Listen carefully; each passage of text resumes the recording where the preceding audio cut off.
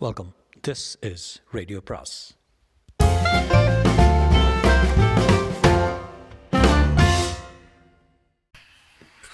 அனைவருக்கும் அன்பு வணக்கம். ராக்கி ரங்கராஜனின் லாரா அத்தியாயம் 55. திறப்பு விழாவில் கேளிக்கை நிகழ்ச்சிகள் முடிவடைந்ததும் நடனங்கள் ஆரம்பித்தன. பால் மார்ட்டின் லாராவிடம் வந்து, நாம் ஆடுவோமா என்றார். லாரா எழுந்து அவருடன் கைகோர்த்து கொண்டாள். இந்த ஹோட்டல் கேசினோ எல்லாம் உனக்கு சொந்தம் நினைக்கும் போது எப்படி இருக்கு என்று பால் மார்ட்டின் கேட்டார். பிரமாதமாக இருக்குது, எல்லாம் நீங்கள் செய்த உதவி தான். அப்புறம் எதற்கு சிநேகிதர்கள் இருக்காங்க லாரா? இங்கே சில சூதாட்ட புலிகள் வந்திருக்காங்க, அவர்களிடம் ஜாக்கிரதையாயிரு. அவர்கள் சில பேர் கோரமாக தோற்க போகிறாங்க. ஆனால் தாங்கள் தான் ஜெயித்த மாதிரியான எண்ணம் அவர்களுக்கு ஏற்படுத்தும்படி நடந்து கொள். பெண்களை சிநேகிதம் பண்ணி வை. தாங்கள் முக்கியமான புள்ளிதான் என்று அவர்கள் நினைத்துக் கொள்வதற்கு என்னவெல்லாம் பண்ண முடியுமோ அவ்வளவும் பண்ணு. ஞாபகம் வைத்துக் கொள்கிறேன் என்றால் லாரா. ரொம்ப நாள் கழித்து உன்னை அணைத்தபடி நடனம் ஆடுவது எத்தனை சந்தோஷமாக இருக்குது தெரியுமா? பால், புரிகிறது.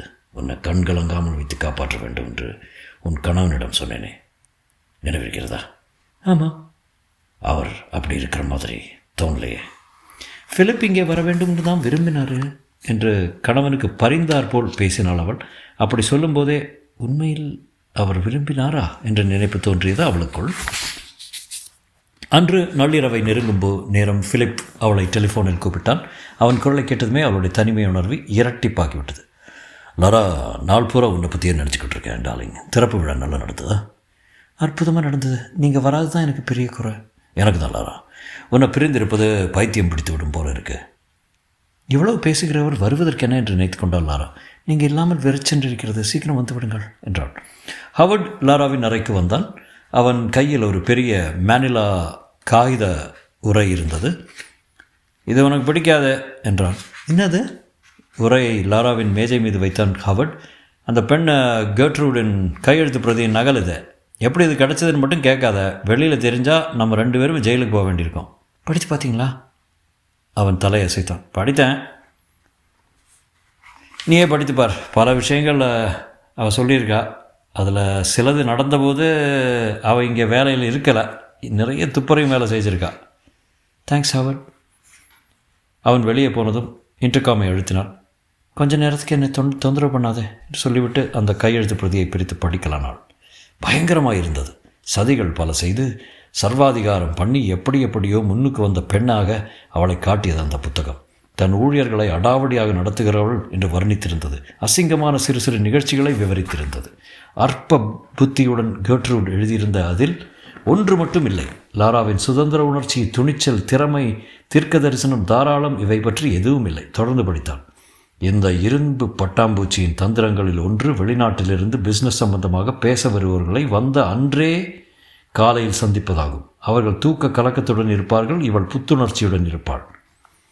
ஒருமுறை ஜப்பானிய அதிபர்கள் வந்தபோது அவர்களுக்கு போதை மருந்து கலந்து கொடுத்தால் தான் மட்டும் மூளைக்கு சுறுசுறுப்பேற்றும் விட்டமின் மாத்திரைகளை காஃபியில் போட்டுக்கொண்டு சாப்பிட்டாள். ஜெர்மனியில் இந்த வந்திருந்தவர்களுக்கும் இப்படியே தான் செய்தாள். குயின்ஸ் பகுதியில் அடுக்குமாடி கட்டிடங்கள் எழுப்ப லாரா திட்டமிட்டிருந்தால், ஆனால் நகரசபை அதிகாரிகள் அனுமதி மறுத்தார்கள். அவர்களிடம் தனக்கு ஒரு பெண் இருப்பதாகவும் அவளை இங்கே குடி வைக்கப் போவதாகவும் கதை விட்டு அவர்களை மனம் மாறும்படி செய்தாள்.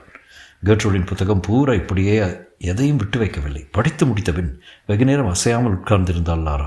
பிறகு ஹவர்டை கூப்பிட்டு அனுப்பினாள்.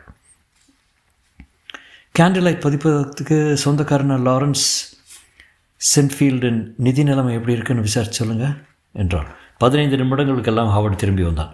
நாளை பேங்க்காரர்கள் மதிப்பில் ரொம்ப இறங்கியிருக்கான் என்று தெரிவித்தான். அதாவது கழுத்து வர கடன், புத்தகங்கள் ஏதோ விற்பனையாகி கொண்டிருப்பதால் சமாளிக்கிறான். ஒரு புத்தகம் விற்பனையாகாமல் பண்ணினால் கூட அவனும் பனால்.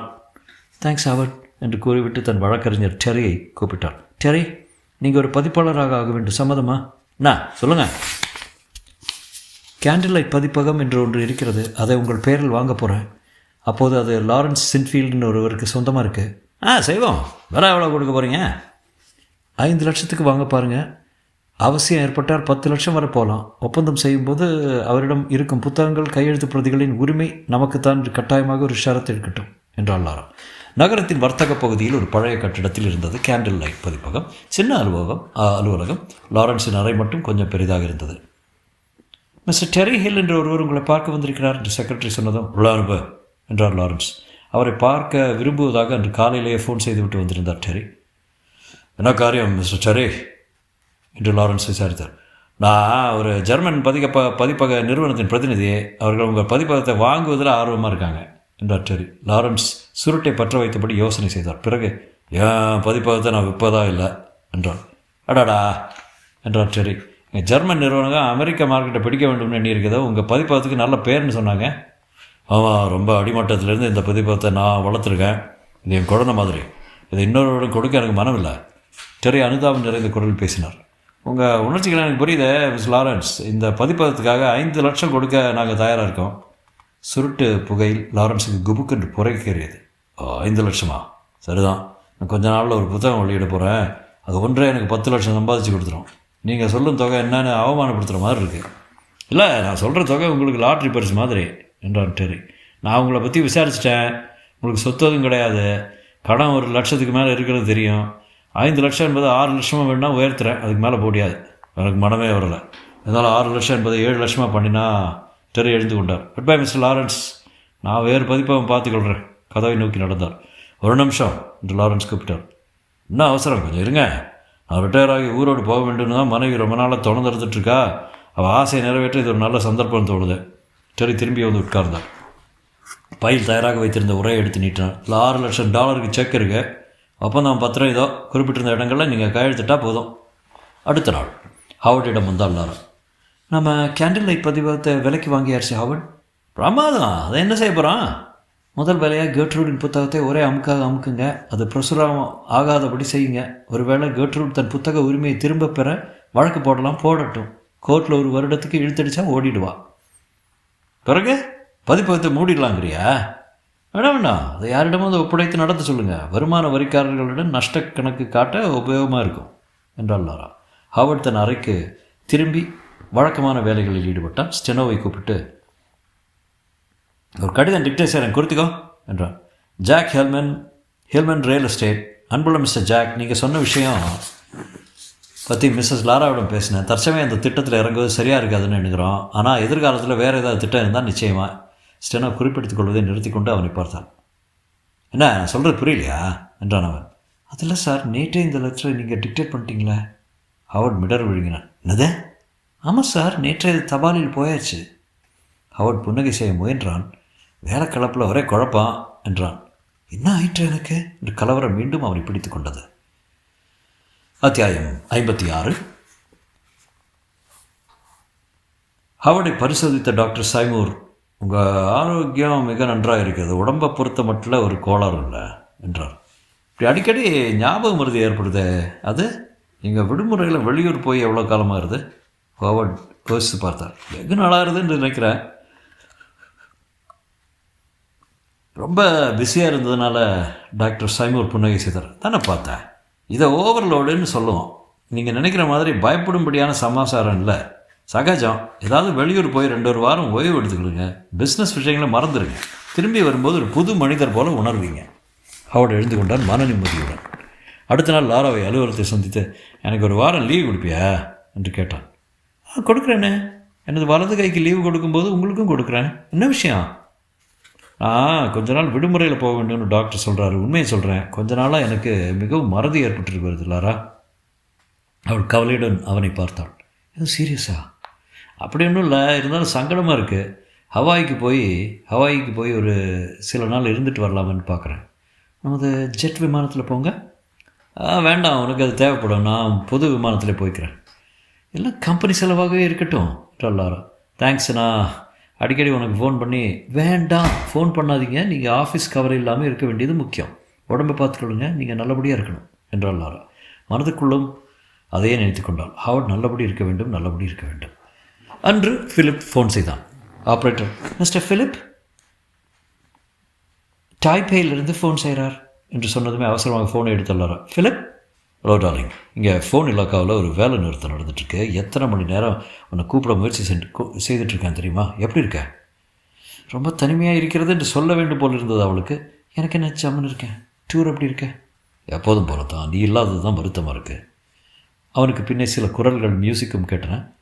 எங்கிருந்து பேசுகிறீங்க என்றான். ஓ அதுவா, எனக்காக ஒரு சின்ன பார்ட்டி கொடுத்துட்ருக்காங்க, உனக்கு தான் தெரியுமே, சுத்த போரு என்றான் ஃபிலிப். ஒரு பெண் சிரிப்பது லாராவை கேட்டது. ஆமாம் ஆமாம், உங்களுக்கு எப்படி இருக்குன்னு எனக்கு தெரியும் என்றான். புதனன்று ஊருக்கு வந்துடுவேன். ஃபிலிப். என்ன? ஒன்றுமில்லை டார்லிங், சீக்கிரம் வந்துடுங்க. நிச்சயமா, குட் பாய். ஃபோனை மெதுவாகவே வைத்தாள் லாரா. பார்ட்டி முடிந்த பிறகு ஃபிலிப் என்ன பண்ணுவார்? யார் அந்த பெண்?